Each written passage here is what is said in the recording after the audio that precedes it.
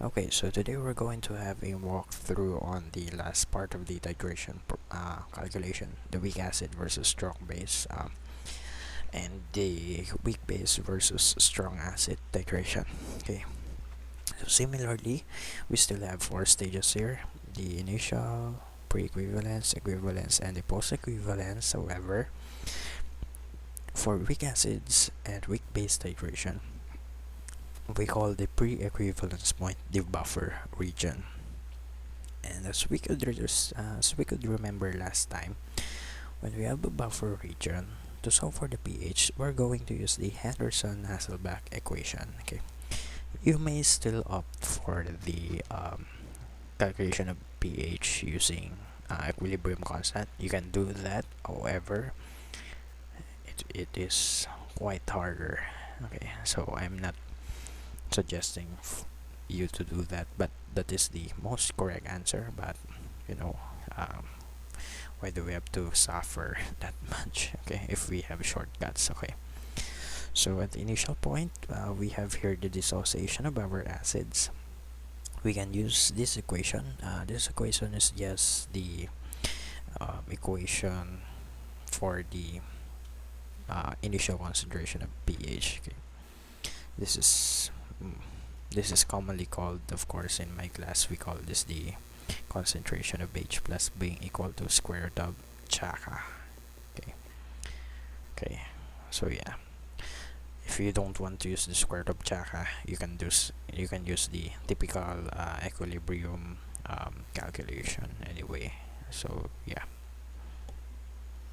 so at the buffer region, however, we're going to use the Henderson-Hasselbalch equation. Okay, so this is the Henderson-Hasselbalch equation for the buffer region, and for the equivalence point, we're going to use the dissociation of your conjugate base reaction. Okay, your conjugate base will react with water to form the acids and the hydroxide.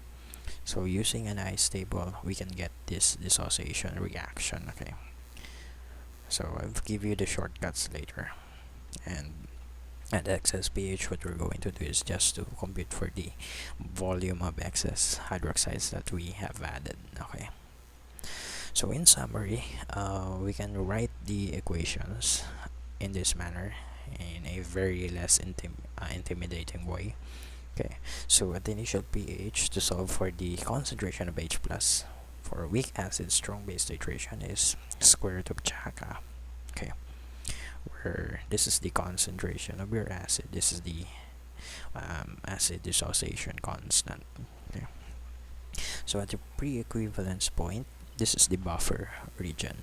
Okay, so since we're in the buffer region, we have presence of conjugate base and the acid, so we're going to use the Henderson-Hasselbalch equation. So at equivalence point, by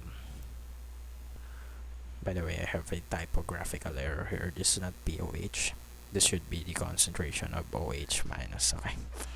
So to solve for the concentration of hydroxide, we're going to use the counterpart for the square root of Chaka, which is the square root of Cha times the base equilibrium constant. Okay, so if you are given Ka, how are you going to solve for Kb? So that's simple.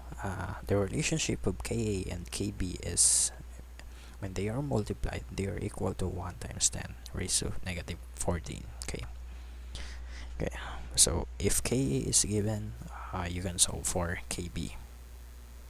If Kb is given, you can solve for Ka.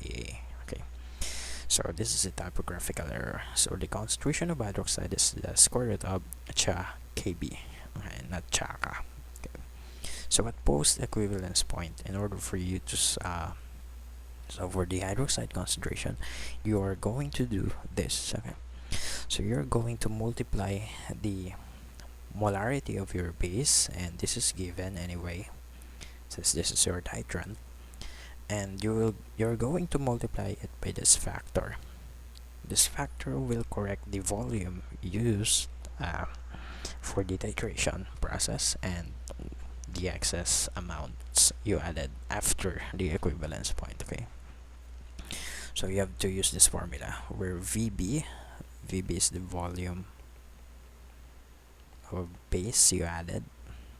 This is the total volume of base added. VEP is the equivalence point, and V total is the total volume of the solution. Okay, so yeah, as you can see, the equation is quite